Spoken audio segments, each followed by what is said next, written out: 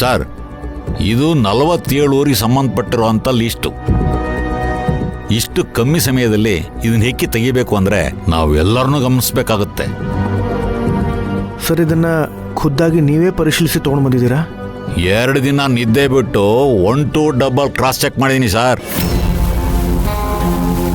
ಇದೆಲ್ಲ ಸ್ವತಂತ್ರ ಪೂರ್ವದಲ್ಲಿರೋ ವಂಶಸ್ಥರ ಲಿಸ್ಟು. ಇವರು ಕರ್ನಾಟಕದಲ್ಲಿ ಇದ್ದಂಥ ಕುರುಹುಗಳಿದೆ. ಇದಕ್ಕೆ ಬೇಕಾಗಿರೋ ಸಪ್ರೇಟ್ ಇನ್ಫಾರ್ಮೇಷನ್ನ ಇರಿ, ನಾನೊಂದು ಬುಕ್ಲೆಟ್ ಮಾಡಿದ್ದೀನಿ, ತಗೊಳ್ಳಿ ಸರ್. ಆದರೆ ಸರ್, ಇಂಥವರು ಎಕ್ಸಾಕ್ಟಾಗಿ ಎಲ್ಲಿರ್ತಾರೆ ಅಂತ ಹೇಳೋಕ್ಕಾಗಲ್ಲ. ನಿಮ್ಗೆ ಇನ್ನೂ ಡೀಟೇಲ್ಸ್ ಬೇಕು ಅಂದರೆ ಕೆಲವು ಡಿಪಾರ್ಟ್ಮೆಂಟ್ಗಳಿದ್ದಾವೆ, ಲೆಟ್ರ್ ಕೊಟ್ಟು ಚೆಕ್ ಮಾಡಿಸ್ಬೇಕು. ಅದಕ್ಕೆ ಕಮ್ಮಿ ಅಂದರೂ 3 ತಿಂಗಳು ಟೈಮ್ ಹಿಡಿಯುತ್ತೆ ಸರ್. ಅದನ್ನೆಲ್ಲ ನಾನು ನೋಡ್ಕೊಳ್ತೀನಿ ಬಿಡಿ. ಸದ್ಯಕ್ಕೆ ನೀವು ಇಷ್ಟೊಂದು ಕಷ್ಟಪಟ್ಟು ಇಷ್ಟು ಕಡಿಮೆ ಸಮಯದಲ್ಲಿ ತುಂಬಾ ದೊಡ್ಡ ಕೆಲಸ ಮಾಡಿದ್ದೀರಾ. ಇದಕ್ಕೆ ನಾನು ಸುಮ್ಮನೆ ಧನ್ಯವಾದಗಳನ್ನು ಹೇಳಲ್ಲ. ನೀವು ಯಾರ್ಯಾರಿಗೆ ಯಾವ್ಯಾವ ರೀತಿಯಲ್ಲಿ ನೈವೇದ್ಯ ಕೊಟ್ಟಿದ್ದೀರೋ ಅದೇ ರೀತಿಯಲ್ಲಿ ನಾನು ನಿಮಗೆ ಕೊಡ್ತೀನಿ. ಶಿವಾನಿ ಮೇಡಮ್ ಕೊಟ್ಟಿದ್ದಾರೆ ಸರ್. ತಗೊಳ್ಳಿ. ಬೇಡ ಸರ್, ಬೇಡ ಸರ್. ಸರ್, ಇದು ಲಂಚ ಅಲ್ಲ. ಲಂಚ ಕೊಡೋ ಮನುಷ್ಯ ನಾನಲ್ಲ. ನೀವು ಪಟ್ಟಿರೋ ಶ್ರಮಕ್ಕೆ ಇದು ಗೌರವಧನ ಅಷ್ಟೇ. ತಗೊಳ್ಳಿ ಸರ್, ತಗೊಳ್ಳಿ ಸರ್.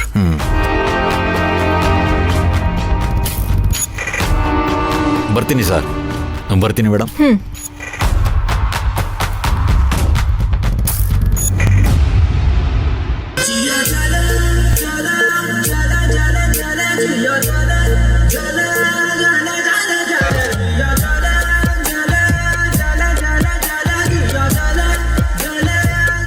ಭಾವ, ನಿನ್ಗಿನ್ನು ಸಾಕಷ್ಟು ಟೈಮ್ ಇದೆ.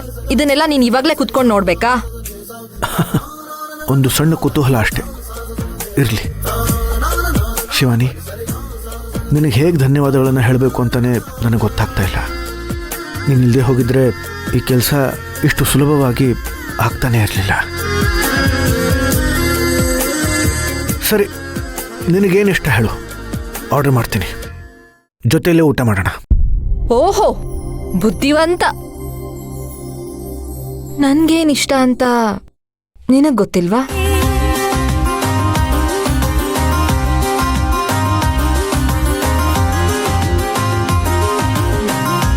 ಸರಿ ಬಿಡು, ನಾನೇ ಆರ್ಡರ್ ಮಾಡ್ತೀನಿ. ವೇಟರ್,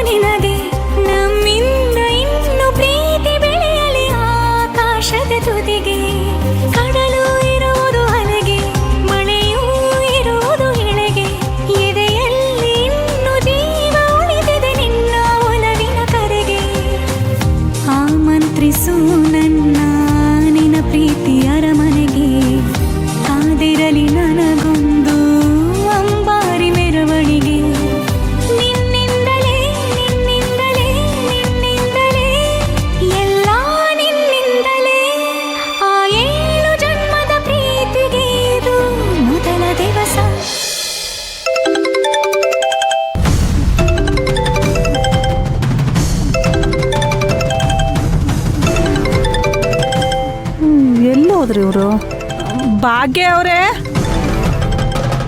ಭಾಗ್ಯ ಅವರೇ, ಭಾಗ್ಯ ಅವರೇ. ಅಯ್ಯೋ, ಫೋನ್ ಇಲ್ಲಿಟ್ಬಿಟ್ಟು ಎಲ್ಲೋದ್ರಿ ಇವರು?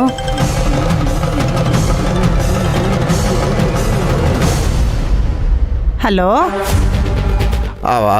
ಹಲೋ ಭಾಗ್ಯಮ್ಮನವ್ರೆ, ಅದೇ ನೀವು ಸೈಟ್ ಮಾರ್ಕ್ ಕೊಡಿ ಅಂತ ಹೇಳಿದ್ರಲ್ವಾ, ಆ ಜಾಗ ಸ್ವಲ್ಪ ಲಿಟಿಗೇಷನಲ್ಲಿದೆ. ಯಾವ ಸೈಟು? ಇದೇನು ಭಾಗ್ಯಮ್ಮನವ್ರೆ, ಆಗಲೇ ಮರ್ತ್ಬಿಟ್ರೆ ಹೆಂಗೆ? ಅದೇ ನೀವು ನನ್ನ ಹತ್ರ ಪತ್ರ ಕೊಟ್ಟು ಅದಕ್ಕೆ ಅಡ್ವಾನ್ಸ್ ಆಗಿ 25 ಲಕ್ಷ ತಗೊಂಡಿದ್ರಲ್ವಾ, ಆ ಜಾಗ ಸ್ವಲ್ಪ ಲಿಟಿಗೇಷನಲ್ಲಿದೆ. ಹಾಗಾಗಿ ನನ್ನ ದುಡ್ಡು ನನಗೆ ವಾಪಸ್ ಬೇಕು ಭಾಗ್ಯಮ್ಮನವ್ರೆ. ನನಗೇನು ಅರ್ಜೆಂಟ್ ಇಲ್ಲ, ಬೇಕಾದರೆ 1 ತಿಂಗಳು ಬಿಟ್ಕೊಂಡೇ ಕೊಡಿ, ಪರವಾಗಿಲ್ಲ. ಹಲೋ ಸರ್, ನಾನು ಭಾಗ್ಯಮ್ಮ ಅಲ್ಲ ಮಾತಾಡ್ತಾ ಇರೋದು. ಅವರು ಮೊಬೈಲ್ ಇಲ್ಲೇ ಇಟ್ಬಿಟ್ಟು ಹೋಗಿದ್ದಾರೆ. ಓ ಸಾರಿ ಸಾರಿ ಸಾರಿ, ನಾನು ವಿಷಯ ಹೇಳೋ ಆತರದಲ್ಲಿ ಇದನ್ನ ಗಮನಿಸ್ಲೇ ಇಲ್ಲ. ಹಲೋ ಹಲೋ, ಕೇಳಿಸ್ತಾ ಇದೆ, ಹೇಳಿ. ಏನು ತೊಂದರೆ ಇಲ್ಲ. ಆ ಸೈಟು ನಮಗೆ ಸಂಬಂಧಪಟ್ಟಿರೋದೆ. ನೋಡಿ, ನಿಮ್ಮ ದುಡ್ಡು ಎಲ್ಲೂ ಹೋಗಲ್ಲ ಸರ್. ನಾನು ಭಾಗ್ಯಮ್ಮನವ್ರ ಹತ್ರ ಮಾತಾಡ್ತೀನಿ. ಇನ್ನೊಂದು ವಾರದಲ್ಲಿ ನಿಮ್ಮ ದುಡ್ಡು ಅರೇಂಜ್ ಆಗುತ್ತೆ. ನಮ್ಮ ಯಜಮಾನ್ರ ಕೈಯಲ್ಲಿ ಕೊಟ್ಟು ಕಳಿಸ್ತೀನಿ. ಸದ್ಯಕ್ಕೆ ಭಾಗ್ಯಮ್ಮನವ್ರ ಆರೋಗ್ಯ ಸರಿ ಇಲ್ಲ. ನಾನು ಅವ್ರ ಜೊತೆ ಮಾತಾಡಿ ಎಲ್ಲ ಬಗೆಹರಿಸ್ತೀನಿ. ಅದಕ್ಕೆ ನೀವು ಅವರಿಗೆ ಮತ್ತೆ ಕಾಲ್ ಮಾಡಕ್ಕೆ ಹೋಗ್ಬೇಡಿ. ತುಂಬ ಸಂತೋಷ ಮೇಡಮ್. ನೀವು ಯಾರು ಅಂತ ಗೊತ್ತಾಗ್ಲಿಲ್ಲ. ನಾನು ಡಾಕ್ಟರ್ ಸರೋಜಾ ಅಂತ. ನಿಮಗೆ ಇನ್ನೊಂದು ವಾರ ಬಿಟ್ಟು ನಿಮ್ಮ ದುಡ್ಡು ನಿಮಗೆ ತಲುಪಿಸ್ತೀನಿ. ಸದ್ಯಕ್ಕೆ ಅವ್ರಿಗೆ ಡಿಸ್ಟರ್ಬ್ ಮಾಡಕ್ಕೆ ಹೋಗಬೇಡಿ. Thank you madam. ನಾನು ನಿಮ್ಮ ಫೋನ್ಗೋಸ್ಕರ ವೇಟ್ ಮಾಡ್ತೀನಿ. ಸರಿ.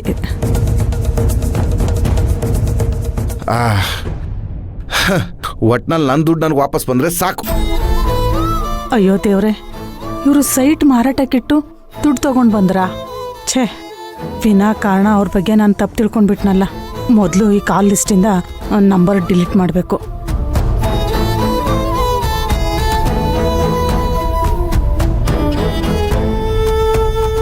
ಬೀಗ್ತಿ ಅವ್ರೆ, ಅಯ್ಯೋ ಯಾಕೆಷ್ಟು ಹೆದರ್ಕೊಂಡ್ರಿ? ಅದು ಸಡನ್ನಾಗಿ ಕೂಗಿದ್ರಲ್ಲ, ಯಾರೋ ಅನ್ಕೊಂಡು ಹೆದರ್ಕೊಂಡ್ಬಿಟ್ಟೆ. ಅದು ನಿಮ್ಮ ಮೊಬೈಲ್ಗೆ ಕಾಲ್ ಬರ್ತಾನೇ ಇತ್ತು.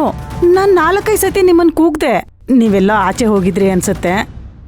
ಅದಕ್ಕೆ ನಾನೇ ಕಾಲ್ ರಿಸೀವ್ ಮಾಡಿದೆ. ಲೋನ್ ಬೇಕಾ ಅಂತ ಕೇಳ್ತಿದ್ರು. ಬೇಡ ಅಂತ ಹೇಳಿ ನಾನೇ ಕಾಲ್ ಕಟ್ ಮಾಡಿ ನಂಬರ್ ಡಿಲೀಟ್ ಮಾಡಿಬಿಟ್ಟೆ. ಸುಮ್ಮನೆ ತೊಂದರೆ ಕೊಡ್ತಾನೆ ಇರ್ತಾರೆ. ತಗೊಳ್ಳಿ ನಿಮ್ಮ ಮೊಬೈಲು. ಊಟ ಆಯ್ತಾ ನಿಮ್ಮದು? ಇಲ್ಲ, ಇನ್ಮೇಲೆ ಮಾಡಬೇಕು. ಟೈಮ್ ಸರಿಯಾಗಿ ಊಟ ಮಾಡಿದ್ರಲ್ವಾ ಆರೋಗ್ಯ ಸರಿಯಾಗಿರೋದು. ಅಯ್ಯೋ, ನಾನು ನೋಡಿ ನರ್ಸ್ಗೆ ಬುದ್ಧಿ ಹೇಳ್ತಾ ಇದ್ದೀನಿ. ಸರಿ ಭಾಗ್ಯ ಅವರೇ, ತೋಟದ ಕಡೆ ಸ್ವಲ್ಪ ಕೆಲಸ ಇದೆ, ಹೋಗಿ ಬರ್ತೀನಿ.